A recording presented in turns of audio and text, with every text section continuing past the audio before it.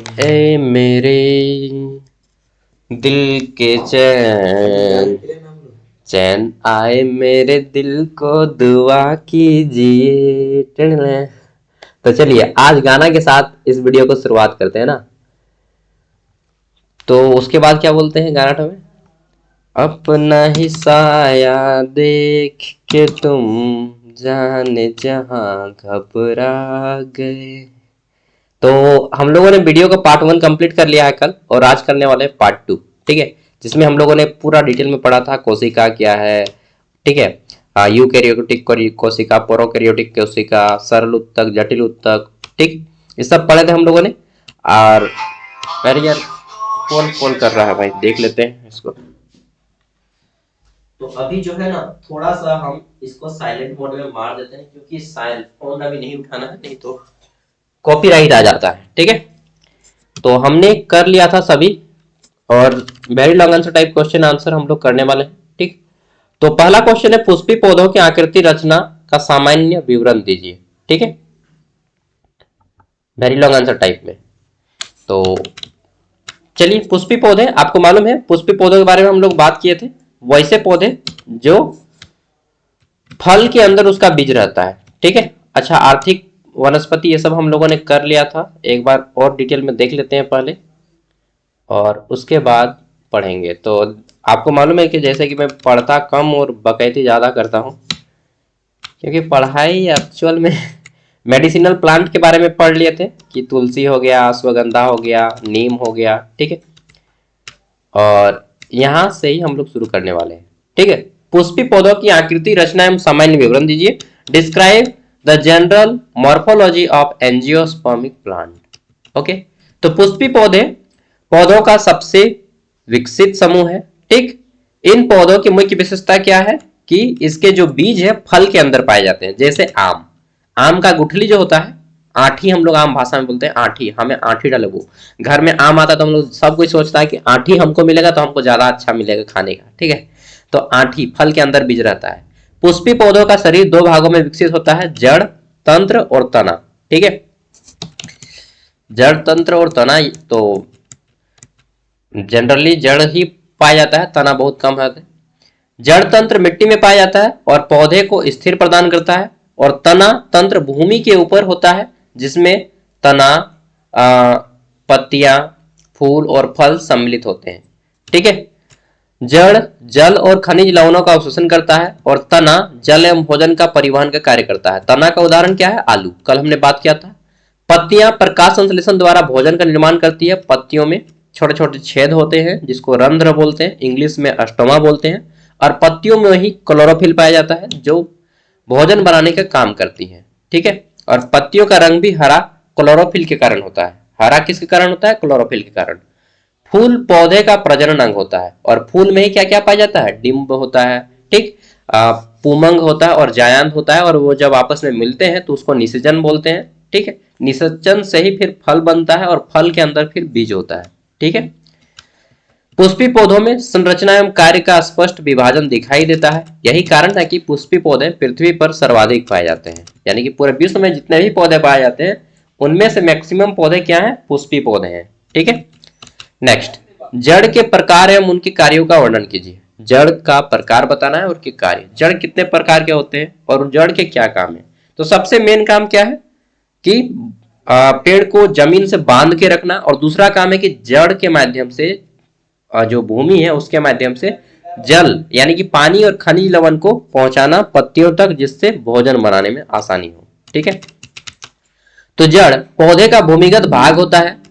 जड़ें पौधे को मिट्टी में मजबूती से स्थापित करती हैं। क्या क्या होता है कि कभी कभी ना मैं वीडियो बनाता हूँ 40 मिनट 50 मिनट का, और रिकॉर्ड ही नहीं होता है, टेक्निकल मिस्टेक के कारण 3 सेकंड का वीडियो दिखाता है, तो बहुत बुरा लगता है यार। जड़ें मुख्य रूप से दो प्रकार की होती हैं। पहला है क्या, तो मूसला जड़, तथा दूसरा है रेशेदार जड़। पहला क्या है, मूसला जड़, दूसरा रेशेदार जड़। मूसला जड़ द्विबीजपत्री पौधों में पाई जाती है, जैसे कि सरसों, चना। ठीक है, उसमें दो बीज पत्र रहता है। जैसे चना को देखिएगा, फाड़िएगा ना तो दो गो हो जाता है। ठीक है, जैसे आप मटर खाए होंगे तो मटर में भी दो गो साइड में बन जाता है, पूरा का पूरा गोल गोल होता है, उसको दो भाग में बटा होता है, तो द्विबीजपत्र रहते हैं उसमें। ठीक है, सरसों में भी 2 रहता है, बहुत छोटा रहता है, इसके कारण आपको नहीं दिखा देता है। ठीक है, इसमें एक मुख्य जड़ तथा उससे निकलने वाली शाखाएं होती है, मतलब एक मेन जड़ रहेगा और उसके साथ छोटा छोटा छोटा जड़ निकलना रहता है। ठीक है, रेशेदार जड़ एक बीजपत्री पौधों में पाई जाती है, तो रेशेदार जड़ किस में पाई जाती है? एक बीजपत्री पौधों में। जबकि जो मूल जड़ है, ये देखिए जड़ 2 प्रकार का है, मूसला जड़। मूसला जड़ जो है 2 बीजपत्री पौधों में पाया जाता है, ये मूसला जड़ 2 बीजपत्री पौधों में पाया जाता है, जबकि रेशेदार जड़ एक बीजपत्री पौधों में पाया जाता है। ठीक है, तो एक बीजपत्री पौधों में कौन सा जड़ पाया जाता है? रेशेदार जड़, और 2 बीजपत्री में मूसला जड़। ठीक है, और रेशेदार जड़ एक बीजपत्री पौधों में पाई जाती है, जैसे कि गेहूं हो गया। गेहूं में 2 भाग में नहीं बटा होता है, धान भी एक, धान देखिएगा तो उसमें जो धान के अंदर जो चावल रहता है, चार चार हम लोग बोलते हैं ना, तो चार एक ही को रहता है, वो दाल की तरह या मटर की तरह 2 भागों में नहीं बंटता है। ठीक है, चलिए, तो ये क्या है? मूसला जड़। धान में कैसा जड़ पाया जाता है? मूसला, सॉरी, रेशेदार जड़। आप धान के, अगर जिसको हम लोग क्या बोलते हैं, आठी बोलते हैं, अगर आप खेत में धान लगाए होंगे तो आपको मालूम होगा। ठीक है, आजकल की लड़कियां तो धान रोपने भी नहीं जानती हैं यार। ठीक है, मैं धान रोपने जानता हूँ भाई, आर खुदराया हूँ। ठीक है, हारे को बुटा भी धरा हूँ, मतलब हार चलाए हैं। ठीक है, हल जोते हैं। तो धान क्या है? एक रेशेदार जड़ है। ठीक है, और सरसों क्या है या दाल क्या है? तो वो मूसला जड़ है। अब आपको इतना समझ में आ गया। इसमें सभी जड़ें समान आकार की होती हैं। कुछ जड़ें संशोधित होकर भोजन संग्रह का कार्य करती हैं। कुछ जड़ें जो है संशोधित होकर भोजन संग्रह का कार्य करती है, जैसे कि गाजर। गाजर का जड़ जो है वह भोजन संग्रह करता है, जैसे गाजर, मूली, ये दोनों भोजन संग्रह का करता है काम, मतलब इसका जड़ को ही खाया जाता है, इसीलिए भोजन को संग्रह करता है। ठीक है, नेक्स्ट, कुछ जड़ें श्वसन के लिए अनुकूल होती हैं, जैसे मैंग्रोव पौधे। मैंग्रोव वन आपने जाना होगा, अगर आपने डिजास्टर मैनेजमेंट का पेपर दिया होगा तो मैंग्रोव से रिलेटेड क्वेश्चन आया था कि मैंग्रोव वन क्या है। मैंग्रोव वन वो वन होते हैं जो समुद्र में जितने भी, समुद्र में या पानी के अंदर जितने भी पेड़ पौधे उगते हैं या जंगल जो होता है उसको मैंग्रोव वन कहते हैं। ऐसे पेड़ पौधे जो समुद्री होते हैं, मतलब पानी के अंदर उगते हैं, तो उसको जो है मैंग्रोव वन कहते हैं। जैसे बंगाल की खाड़ी के किनारे देखिएगा कि बहुत सारा जंगल है। ठीक है, तो वो सब क्या है? मैंग्रोव वन है। नेक्स्ट, अरे यार पागल उगल कर देता है आदमी। ठीक है, एकदम समझ नहीं आ रहा है, एक बार में नहीं उठा रहे तो बिजी होंगे। नेक्स्ट, जड़ें जल एवं खनिज लवणों का अवशोषण करती हैं। जड़ जो है क्या करती है? जल और खनिज लवण का अवशोषण करती है, ये पौधे को स्थिरता प्रदान करती है। ठीक, जड़ क्या करता है? तो अभी हमने बात किया कि जड़ जो है जमीन से जल और खनिज लवण लेती है। ठीक, और पौधे को स्थिरता प्रदान करती है, मतलब कि जमीन से बांध के रखता है, नहीं तो गिर नहीं जाएगा पेड़ तो। ठीक है, कुछ जड़ें वनस्पतिक प्रजनन में सहायक होती हैं। वनस्पतिक प्रजनन मतलब कुछ पौधा का जड़ जो है ना, अगर लगा दीजिएगा ना तो वो पेड़ बन जाएगा। ठीक है, चलिए इतना काफी है। नेक्स्ट, अच्छा, मेरा बात को केवल सुनने से नहीं होगा, सुनने के बाद आपको वीडियो कंप्लीट होता है, उसके बाद आपको लिखना होगा, नोट डाउन करना होगा। ऐसा नहीं कि केवल सुन लिया तो काम दे देगा, नहीं। इतना शार्प माइंड तो मेरा भी नहीं है यार, शार्प मतलब तेज। ठीक है, इतना तेज दिमाग मेरा भी नहीं कि केवल सुन के हम इंस्ट्रक्शन को फॉलो कर लें, नहीं, उसके लिए नोट डाउन करना होगा। और ये साइंटिफिकली प्रूफ हो गया है कि अगर आप लिखते हैं तो सुनने या बोलने से ज्यादा या पढ़ने से ज्यादा 3 गुना से ज्यादा आपको, या 10 गुना तक बोल सकते हैं, ज्यादा फायदा लिखने में होता है। जितना पढ़ के आपको याद नहीं रहता उससे 10 गुना संभावना है कि अगर आप लिखते हैं तो ज्यादा जल्दी याद होगा। ठीक है, चलिए नेक्स्ट, तने की संरचना कार्यों का वर्णन करना है कि तना क्या होता है इसके बारे में। इंग्लिश में तना को क्या बोलते हैं? स्टेम बोलते हैं, स्टेम। ठीक है, तो तने की संरचना, अरे भाई कहाँ आ गए हम लोग? जड़ हो गया, मूसला जड़ और रेशेदार जड़, और एक बीजपत्री में क्या पाया जाता है? रेशेदार जड़ और मूसला जड़ द्विबीजपत्री में। अब आते हैं तना। तना आलू में पाया जाता है। ठीक है, तो तना पौधे का वायवीय भाग होता है। ठीक, यह जड़ से ऊपर की ओर बढ़ता है। तने पर गांठ और अंतर्गांठ पाई जाती है। पत्तियां, फूल और फल तने से जुड़े होते हैं। पत्ती, फूल और फल सब किससे जुड़े होते हैं? तने से। ठीक है, और तने से मतलब आलू देखे होंगे तो आलू से छोटा छोटा छोटा जड़ निकलता है, एकदम छोटा छोटा छोटा छोटा, ठीक है। तो तने पर गांठ और अंतरा पाई जाती है, पत्तियां फूल जड़ सब तने से लगी होती हैं, और तना पौधे को सीधा सहारा प्रदान करता है। मतलब पूरा का पूरा जड़ का काम तना करता है, उसको मिट्टी से बांध के रखता है, और वही खाने वाला भाग भी होता है, ठीक है। आलू का खाने वाला भाग क्या है? तना है, ठीक है। आलू का पूरा का पेड़ है, उसको खाने का अंग कौन सा है? तना। पत्ती को भी खाते हैं, हालांकि आलू साग भी खाते हैं हम लोग, ठीक है। आलू साग बहुत गर्मी होता है, ठंडा के दिन में खाएंगे तो गर्म जाएंगे, और गर्मी के दिन में खाएंगे तो मुंह में छाला निकल आएगा, ठीक है। तो आलू साग ठंडा के दिन में ही होता है, इसलिए आलू साग भी खाया जाता है, ठीक है। तना पौधे को सीधा सहारा प्रदान करता है, इसमें संवहनी उत्तक पाए जाते हैं। कैसा उत्तक पाया जाता है? संवहनी उत्तक। जाइलम जल का परिवहन करता है, और फ्लोएम भोजन का परिवहन करता है। ये सब तो सबको मालूम होगा। और देखिए, अगर आपको ज्यादा मात्रा में लिखना है तो पेड़ पौधे से रिलेटेड जितना भी चीज आप जानते हैं कि पेड़ पौधों में कैसा उत्तक पाया जाता है, तो उसमें यूकैरियोटिक उत्तक पाया जाता है। प्रोकैरियोटिक उत्तक किसमें पाया जाता है? सॉरी, प्रोकैरियोटिक कोशिका किसमें पाई जाती है? केवल और केवल इसमें जीवाणु में, ठीक है, यानी कि बैक्टीरिया में। सब लिख दीजिएगा, एक्स्ट्रा चीजें जो आप जानते हैं, मतलब ज्ञान का पूरा प्रयोग करना है यहाँ पे आपको, ठीक है। कुछ तने भोजन संग्रह का कार्य करती हैं, जैसे कि आलू सबसे अच्छा एग्जाम्पल है, और दूसरा एग्जाम्पल तो मुझे भी याद नहीं है तना का, क्या बोलेंगे, हाँ हल्दी। हल्दी जो होता है ना, हल्दी आप खाए होंगे, हल्दी हो गया, अदरक हो गया, ये सब तना का ही रूप है, ठीक है। नेक्स्ट, कुछ तने प्रकाश संश्लेषण करते हैं, जैसे कि कैक्टस। अच्छा, कैक्टस भी तना का ही रूप है ना, ये प्रकाश संश्लेषण करता है।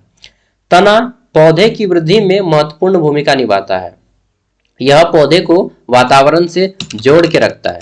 इतना चीज लिख दीजिए, काफी है। नेक्स्ट, कोशिका को जीवन की संरचनात्मक एवं क्रियात्मक इकाई क्यों कहा जाता है? Why is cell called the structural and functional unit of life. तो देखिए, स्ट्रक्चर मतलब संरचना, संरचना, और क्रियात्मक मतलब काम, ठीक है। तो सभी जीव कोशिकाओं से बने होते हैं। हम सबको मालूम है कि विश्व के सभी जीव कोशिकाओं से बने होते हैं। कोशिका दो प्रकार की होती है, एक प्रोकैरियोटिक, एक यूकैरियोटिक। कल हमने बताया था कि जो प्रोकैरियोटिक कोशिका होता है वह पूरी तरह से डेवलप नहीं होता है, विकसित नहीं होता है, मतलब पोलियो पाया हुआ, या बोलेंगे कि बीमार तरह से, ठीक है, कुपोषण पाया हुआ होता है प्रोकैरियोटिक कोशिका। जबकि यूकैरियोटिक कोशिका क्या होता है? पूरी तरह से डेवलप होता है, उसके अंदर सब कुछ रहता है, माइटोकॉन्ड्रिया रहता है, सेल मेम्ब्रेन रहता है, विकसित केंद्रक रहता है, ठीक है, यूकैरियोटिक कोशिका। और यूकैरियोटिक कोशिका हम मनुष्यों में भी पाया जाता है, समस्त जीवों में पाया जाता है, और पेड़ पौधों में भी यूकैरियोटिक कोशिका पाई जाती है, ठीक है, यानी कि डेवलप कोशिका हमारे अंदर रहती है, ठीक है। तो कोशिका जीव की सबसे छोटी इकाई होती है, कई सारे कोशिकाओं से मिलकर फिर उत्तक बनता है, ठीक है। पौधे एवं जंतु दोनों में कोशिकाएं पाई जाती हैं। कोशिका में जीवन से संबंधित सभी क्रियाएं होती हैं। कोशिका का बिजली घर किसको कहा जाता है? बिल्कुल, माइटोकॉन्ड्रिया को कोशिका का बिजली घर कहा जाता है, ठीक है। आत्महत्या की थैली लाइसोसोम को कहा जाता है। श्वसन, पोषण एवं उत्सर्जन कोशिका के भीतर होते हैं। कोशिका मिलकर उत्तक बनती है, उत्तक मिलकर फिर अंग बनते हैं, और अंग मिलकर फिर तंत्र बनता है। जैसे हम लोग बोलते हैं ना, parts of speech, sorry, body parts, यानी कि शरीर के अंगों के नाम। तो अंग किससे मिलकर बना है? उत्तक से। उत्तक से फिर छोटा क्या है? कोशिका। सबसे छोटा है कोशिका। कई सारे कोशिका मिलकर हमारा उत्तक बनता है, ठीक। और कई सारे उत्तक बन के फिर हमारे क्या बनते हैं? अंग बनते हैं। और कई सारे अंग बन के हमारा शरीर बनता है। समझ गए?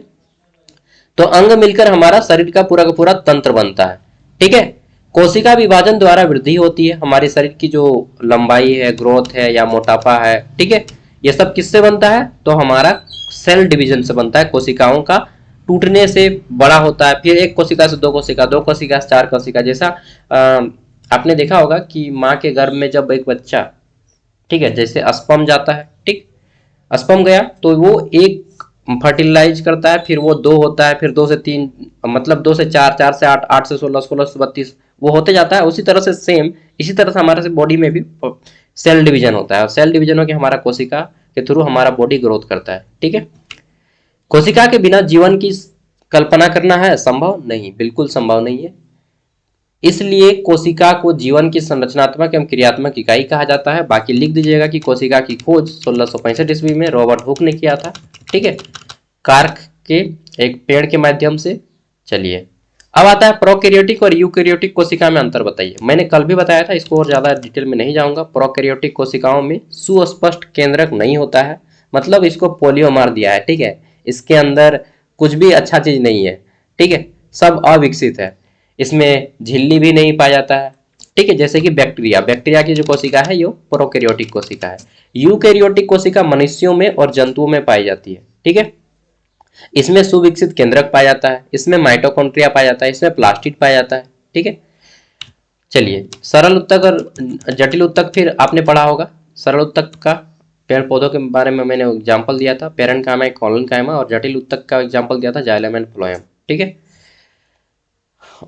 वो सब आप आराम से आंसर कर लीजिएगा, इसी में जोड़ दीजिएगा, ठीक है। पादप एवं जंतु कोशिकाएं यूकैरियोटिक होती हैं। किसी को पूछिएगा, अब याद तो भूल तो नहीं पाइएगा, हम में कैसी कोशिका पाई जाती है? मनुष्यों में प्रोकैरियोटिक पाई जाती है, यूकैरियोटिक? तो मनुष्यों में यूकैरियोटिक कोशिका पाई जाती है। जंतुओं में, पेड़ पौधों में यूकैरियोटिक कोशिका पाई जाती है। प्रोकैरियोटिक सिर्फ एक में पाया जाता है, वो क्या है? जीवाणु। बैक्टीरिया में केवल प्रोकैरियोटिक पाया जाता है, ठीक है। चलिए, तो हमारा जो पूरा शरीर है किस प्रकार की कोशिकाओं से मिलकर बना है? यूकैरियोटिक कोशिकाओं से। यूकैरियोटिक कोशिकाएं आकार में बड़ी होती हैं, यानी कि ये बड़ा भाई है, ठीक है। प्रोकैरियोटिक कोशिकाएं सरल संरचना वाली होती है, ठीक। और दोनों कोशिकाएं जीवन के लिए आवश्यक हैं, ओके। चलिए, अब आप ये देख लेते हैं, पौधों के उत्तक का वर्गीकरण एवं कार्य को बताइए कि पौधों का जो अलग अलग उत्तक होता है और उसका क्या काम होता है, ये बताना है, ठीक है। Classify plant tissue and describe their function. उत्तक समान प्रकार की कोशिकाओं का समूह होता है। उत्तक किसका समूह होता है? तो समान प्रकार की कोशिकाओं का। जैसे हमारे बॉडी में भी कल मैंने बताया था कि उत्तक एक ही प्रकार की कोशिकाओं से मिलकर बने होते हैं। जैसे मेरे हाथ का जो उत्तक है वो सेम प्रकार का है, और मेरे गाल का जो उत्तक है वो सेम प्रकार का है, मेरे होंठ का जो उत्तक है वो सेम प्रकार का है, ठीक है। मेरे आंख का उत्तक या आपके आंख का उत्तक सेम प्रकार का है, ठीक है। तो बॉडी के हर एक पार्ट का उत्तक अलग अलग प्रकार से बना होता है, ठीक है। दांत का उत्तक अलग प्रकार से बना होता है। तो शरीर के हर एक पार्ट के अंदर का जो उत्तक होता है वो सेम प्रकार का बना होता है, ठीक है। एक ही प्रकार का अंग एक प्रकार के उत्तक से बना होता है, जबकि दूसरे प्रकार का अंग दूसरे प्रकार के उत्तक से बना होता है, ठीक है। पौधे के उत्तक दो प्रकार के होते हैं, सरल उत्तक और जटिल उत्तक, ठीक है। सरल उत्तक समान कोशिकाओं से बने होते हैं, जैसे कि पेरेन्काइमा, कोलेनकाइमा, ठीक। पेरेन्काइमा भोजन संग्रह का काम करती है, जबकि कोलेनकाइमा लचीलापन का प्रदान करती है।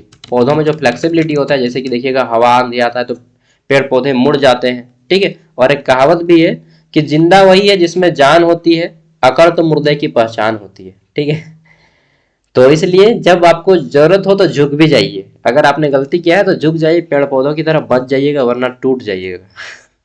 इसलिए समय आने पे पेड़ पौधों की नियम अपनाइए, झुक जाइए, ठीक है। अगर आपने गलती किया है या ऐसा है कि सिचुएशन की अगर नहीं झुकेंगे तो टूट जाएंगे, तो वहां पे झुक ही जाना अच्छा रहता है, ठीक है। कि चलो भाई मान लिए, लो मान लिया हमने, है प्यार नहीं तुमको, तुम यार नहीं हमको। आगे आप लोग गाएंगे। तो जटिल उत्तक विभिन्न प्रकार की कोशिकाओं से बने होते हैं, ओके। और जाइलम और फ्लोएम इसके उदाहरण हैं। जाइलम जल का परिवहन करता है और फ्लोएम फल का परिवहन करता है, ठीक है। ज से जाइलम, ज से जल, फ से फ्लोएम, फ से फल, याद रखिएगा, ठीक है।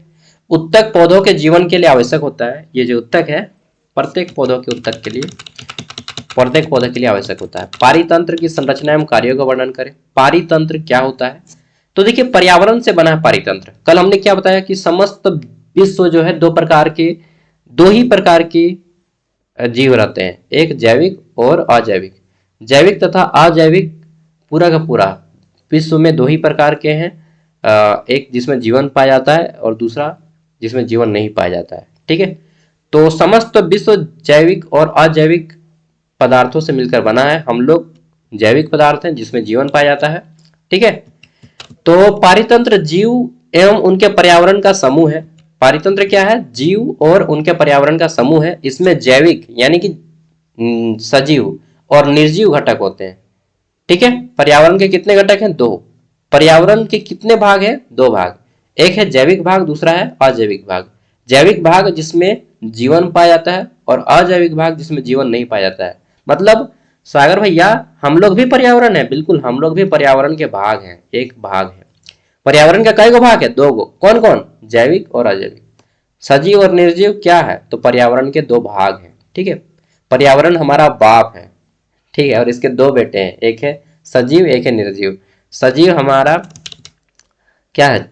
हम लोग सजीव है बड़ा भाई, निर्जीव है छोटा भाई, ठीक है। जैसे कि ये जो लैपटॉप है, मोबाइल है, निर्जीव है, ठीक है, और सजीव हम लोग हैं। समझ गए? तो अभी तक मैं भी इसको अच्छे से नहीं समझा था, बट अब समझ रहा हूँ कि निर्जीव और सजीव क्या है, तो पर्यावरण के ही दो भाग हैं, ठीक है।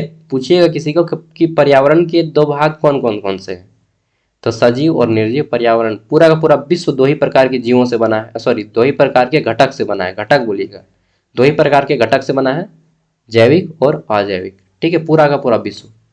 इससे ज्यादा कुछ मिलेगा जिसमें जीवन पाया जाता है या फिर जिसमें जीवन नहीं पाया जाता है, ठीक है। चलिए, तो उत्पादक, उपभोक्ता, अपघटक, जैविक घटक है, ठीक है। जल, मिट्टी, वायु अजैविक घटक है जिसमें जीवन नहीं पाया जाता है। ऊर्जा का प्रवाह पारितंत्र में होता है। खाद्य श्रृंखला आपने पढ़ा है, ठीक है, कि सबसे पहले कौन आया, तो मिट्टी, मिट्टी से फिर क्या हुआ, तो कीड़े मकोड़े आए। कीड़े मकोड़े को किसने खाया, तो कीड़े मकोड़े को कीट पतंगों ने खाया। कीट पतंग, कीड़ा मकोड़ा, कीड़ा मकोड़ा का फिर कीट पतंग को किसने खाया, मेढक ने खाया। मेढक को किसने खाया, सांप ने खाया, ठीक है। सांप को किसने खाया, तो सांप को खाया किसने, गरुड़ ने, ठीक है। गरुड़ को किसने खाया, तो गरुड़ को खाया, गरुड़ को कोई नहीं खाया भाई, वो मिट्टी में मिल गया, फिर से वो चक्र चलता है। इसी तरह से आप बोल सकते हैं कि सबसे पहले मिट्टी हुआ, मिट्टी में फिर अपघटक में फिर घास हुआ, घास को फिर बकरी ने खाया, बकरी को फिर मनुष्य ने खाया, मनुष्य को फिर शेर ने खाया, शेर फिर मिट्टी में मिला, फिर चलता रहता है चक्र। तो ये खाद्य जाल बनता है। क्या बनता है, खाद्य जाल बनता है, ठीक है। पूरा का पूरा विश्व इसी खाद्य जाल के चक्र में छिपा हुआ है, पूरा का पूरा रहस्य विश्व का, ठीक है। कि ये एक एक एक एक एक एक बाद ये सब आएगा, ठीक है। तो इसको भी आप बता सकते हैं। पोषक तत्वों का चक्र चलता रहता है, पारितंत्र संतुलन बनाए रखना आवश्यक है, ठीक है। संतुलन सभी चीज का जरूरी है, और जितने पेड़ हैं उतने मनुष्य के तुलना, मतलब जो होना चाहिए एक उचित मात्रा वो होना चाहिए, अदरवाइज हमारी पृथ्वी क्या हो जाएगी, गर्म हो जाएगी, ठीक है। यह जीव के अस्तित्व के लिए आवश्यक है। जैव विविधता का महत्व बताइए। Explain the importance of biodiversity. Biodiversity, जैव विविधता, देखिए, जैव विविधता जीवन की विविधता को दर्शाती है। किसको दर्शाती है, जीवन की विविधता को। एक ही प्रकार के पर्यावरण में अनेक प्रकार के जीव रहते हैं, ठीक है। निर्जीव तो रहते ही है, लेकिन जीव भी अनेक प्रकार के जीव रहते हैं, जैसे कि मनुष्य है, भेड़ बकरी है, ठीक, गाय बैल है, और क्या है, कीट पतंगे है, मच्छर है, और क्या है, ठीक है, मुर्गा है, मुर्गी है, और क्या है, सांप है, मेढक है। तो हजारों प्रकार के जीव, लाखों प्रकार के जीव एक ही प्रकार के पर्यावरण में रहते हैं। इसी को क्या कहते हैं, जैव विविधता। यानी कि विभिन्न प्रकार के जीवों का निवास को ही जैव विविधता कहते हैं, ठीक है।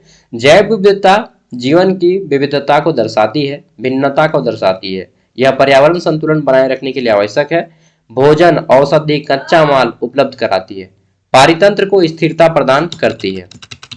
मानव जीवन के लिए अत्यंत आवश्यक है। क्या आवश्यक है, जैव विविधता मानव जीवन के लिए बहुत जरूरी है। जैव विविधता के बिना पृथ्वी पर जीवन संभव नहीं है, यानी कि सभी जीवों का रहना उचित है। आप बोलिएगा डायनासोर को भी तो रहना चाहिए, नहीं रे भाई डायनासोर रहेगा तो फिर मनुष्य नहीं रहेगा ना, बात ये है, ठीक है। तो मनुष्य केवल उसी को रखता है जिससे मनुष्य को क्षति ना हो, ठीक है, और क्षति हो भी तो कम मात्रा में हो, ठीक है। ज्यादा मात्रा में जो क्षति करता है उसको फिर मनुष्य नहीं रहने देता है, इस बात को जान लीजिएगा आप, ठीक है।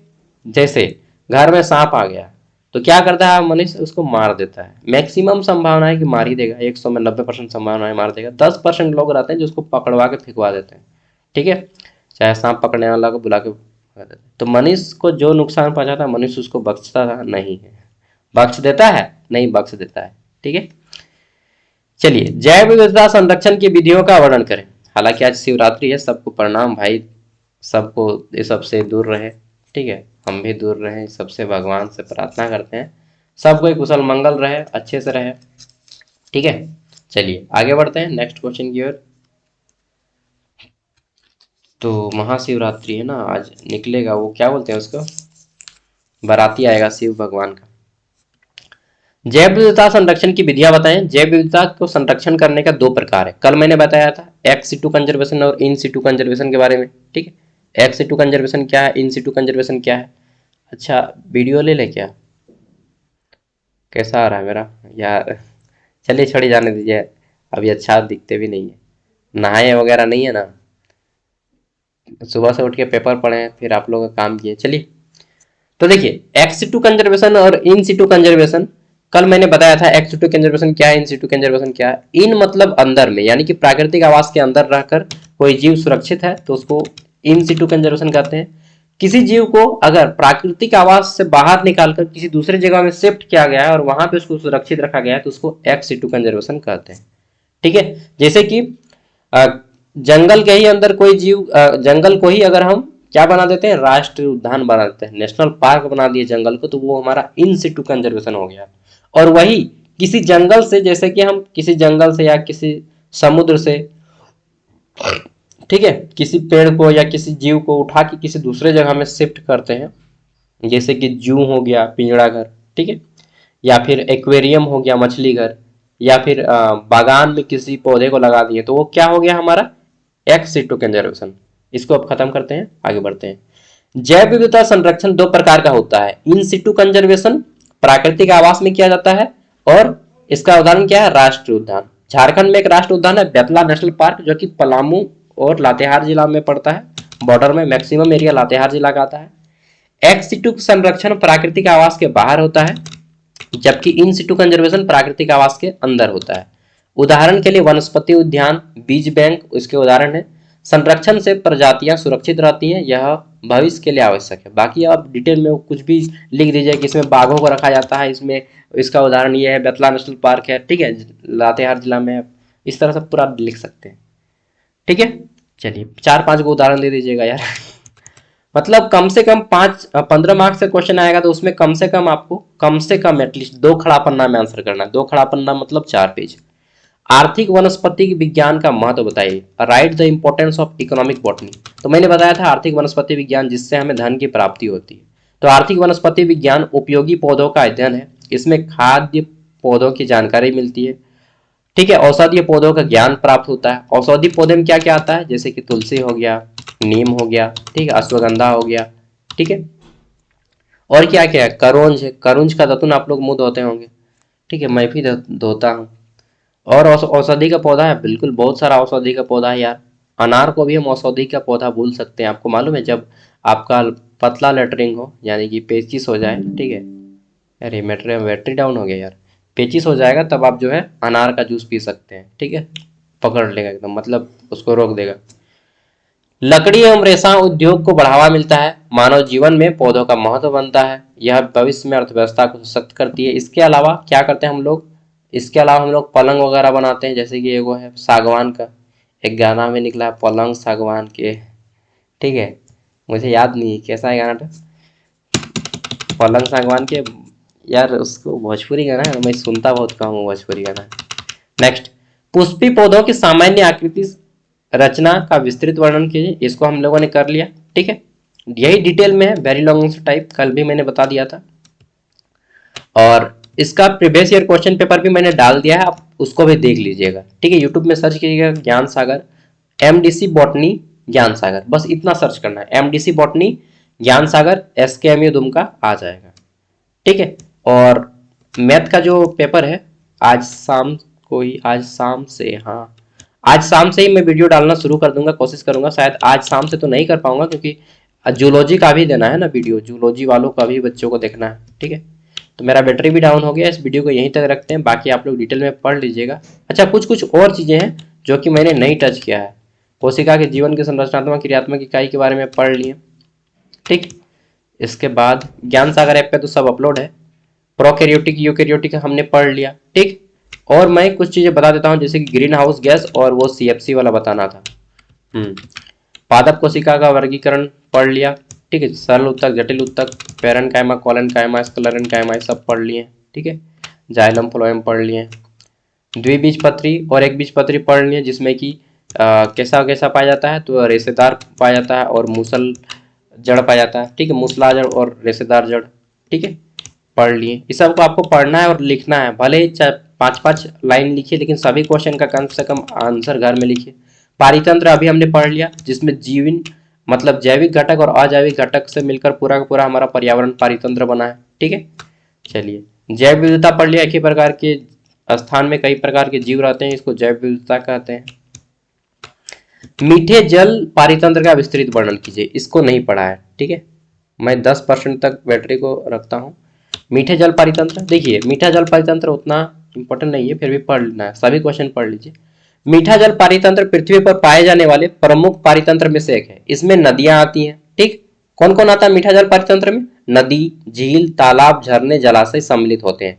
इस पारितंत्र में जल का लवणीय, लवण मतलब नमक, लवण मतलब क्या होता है? नमक। लवणीय स्तर बहुत कम होता है, यानी कि इसमें लवण जो है, नमक का मात्रा बहुत कम होता है, जिससे यह समुद्री पारितंत्र से भिन्न होता है। समुद्र के जल में क्या होता है? नमक बहुत ज्यादा होता है। ठीक है, और जिसमें नमक कम रहेगा उसको हम लोग मीठा जल बोलेंगे। मीठे जल पारितंत्र की संरचना में जैविक और अजैविक दोनों प्रकार के घटक शामिल होते हैं, यानी कि इसमें सजीव और निर्जीव दोनों प्रकार के घटक शामिल होते हैं। अजैविक घटकों में क्या क्या पाया जाता है? तो जल, तापमान, प्रकाश, घुलित ऑक्सीजन, खनिज लवण और पोषक तत्व सम्मिलित है। जबकि जैविक में क्या क्या रहते हैं? तो जैविक में मछली वगैरह रहता है। ठीक है, शैवाल रहता है, और क्या क्या रहता है जल में? केकड़ा रहता है, मेढक रहता है, सांप रहता है, और भी बहुत प्रकार के जीव रहते हैं। ठीक है, और क्या क्या रहता है? मच्छर रहता है मच्छर को भी हम लोग यहाँ पे जोड़ लेंगे। जलीय पौधे होते हैं। अच्छा, जल में कुछ कुछ पौधे भी उगते हैं। ठीक है, जैसे कि कमल का पौधा हो गया। ठीक है, घोंघा भी रहता है, स्नेल रहता है, और इसका हम लोग क्या करते हैं? पानी को भी पीते हैं हम लोग। ठीक है, बाकी इसको और डिटेल में पढ़ लीजिएगा। तो मीठा जल पारितंत्र क्या है? जिसमें नमक की मात्रा कम रहती है और उस पानी को हम लोग पीने योग्य रखते हैं, जिसमें जल, नदी ये सब जोड़ लीजिएगा। ठीक है, समुद्र नहीं आएगा, कुआं भी आ जाएगा मीठा जल पारितंत्र में। ठीक है, वन पारितंत्र का एक विस्तृत वर्णन कीजिए। तो वन पारितंत्र पृथ्वी का सबसे समृद्ध और जटिल पारितंत्र माना जाता है, और पृथ्वी का लगभग 1/3 भाग क्या है? जंगल है। इसमें वृक्ष, झाड़ियां, घास, जंतु, पक्षी, कीट, सूक्ष्म जीव शामिल होते हैं। वन पारितंत्र की संरचना बहुस्तरीय है। इसमें क्या क्या है? 1 मिनट यार, कहाँ चले गए? अब हमको नीचे आना पड़ेगा, कभी कभी ना गलत बटन प्रेस हो जाता है। मैं माउस लूंगा, माउस 1-2 दिन के अंदर ऑर्डर दे दिया हूँ, आ जाएगा। ठीक है, तो ये जंगल पारितंत्र था, वन पारितंत्र। हाँ, एटा बोटे हटा लगे, पहुंच के लिए। हाँ, इसमें क्या होता है? तो इसमें ये सभी जीव आते हैं, सूक्ष्म जीव शामिल होते हैं। वन पारितंत्र की संरचना बहुस्तरीय होती है। ठीक है, इसमें ऊपर परत में ऊंचे वृक्ष, मध्य परत में झाड़ियां और निचली परत में घास और शासकीय पौधे आते हैं। ठीक है, अजैविक घटक में बोल सकते हैं कि वन पारितंत्र में अजैविक घटक में क्या होता है? तो इसमें जल, तापमान, इन सब में पाया जाता है, मतलब इसमें जीव नहीं पाया जाता है, और ये जंगल में आती है। ठीक है, वायु प्रदूषण सबको मालूम है। ठीक, जल प्रदूषण सबको मालूम है, क्या प्रभाव है, क्या कारण है?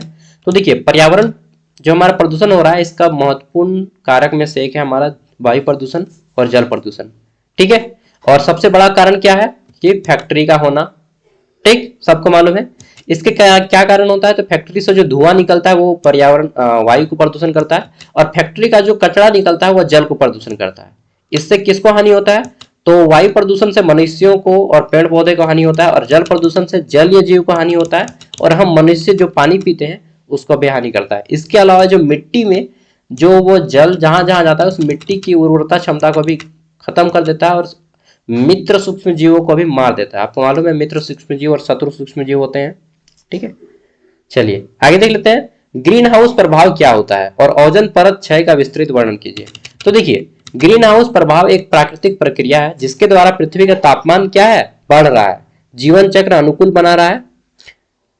तापमान को जीवन चक्र के अनुकूल बनाने रखने में मदद करता है। लेकिन ग्रीन हाउस प्रभाव क्या करता है? जब ज्यादा मात्रा में बढ़ जाता है, देखिए तापमान होना जरूरी है, पृथ्वी के में तापमान होना जरूरी है। अगर तापमान नहीं रहेगा तो फिर तो हम लोग ठंड से मर जाएंगे, लेकिन एक उचित मात्रा में तापमान होना जरूरी है। ठीक है, जैसे कि 22 डिग्री तक तापमान बहुत अच्छा है, लेकिन जब तापमान बहुत ज्यादा बढ़ जाए, गर्मी के दिनों में अगर तापमान बहुत ज्यादा बढ़ जाए, तो उसी को हम लोग बोलते हैं ग्रीन हाउस प्रभाव। ठीक है, तो तापमान अगर बहुत ज़्यादा बढ़ गया तो क्या हो जाएगा फिर? तो तापमान बढ़ेगा तो फिर क्या होगा भाई? तापमान बढ़ेगा तो गर्मी से मर जाएंगे।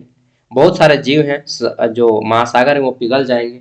ठीक है, तो महासागर पिघलेंगे तो फिर क्या होगा? ग्लेशियर पिघलेगा। तो ग्लेशियर पिघलेगा, उसके बाद पृथ्वी के बहुत सारे जो क्या बोलेंगे उसे, समुद्र के अंदर जो ये है वो डूब जाएंगे। ठीक है, समुद्र के अंदर जो छोटे छोटे क्या है द्वीप हैं वो सब डूब जाएगा। हमारा भी वो उसको क्या बोलते हैं कि हिंद अरब सागर में लक्षद्वीप है वो डूब जाएगा। ठीक है, तो बहुत सारे जो छोटे छोटे हैं वो सारे डूब जाएंगे। और फिर क्या होगा? पृथ्वी का तापमान बढ़ेगा और सीएफसी गैस निकलता है आपको रेफ्रिजरेटर से। मेरा लैपटॉप क्लोज करने का टाइम आ गया। ठीक है, रेफ्रिजरेटर से सीएफसी गैस निकलता है, क्लोरोफ्लोरोकार्बन, जो कि क्या करता है? इसको कम करता है, कम करता है, ओजोन परत को क्षय करता है। ठीक है, ये सीएफसी क्लोरोफ्लोरोकार्बन ये ओजोन परत को क्षय करता है। ठीक है, बाकी मैं वीडियो को ऑफ करता हूँ क्योंकि मेरा लैपटॉप अब खत्म हो गया बैटरी डाउन हो गया। ठीक है, थैंक यू, बाय, जोहार, पढ़ लीजिएगा। ऑल द बेस्ट आप सभी को, अच्छे से एग्जाम दीजिए। ठीक है, और प्रीवियस ईयर का वीडियो भी देख लीजिएगा। जय झारखंड, जोहार।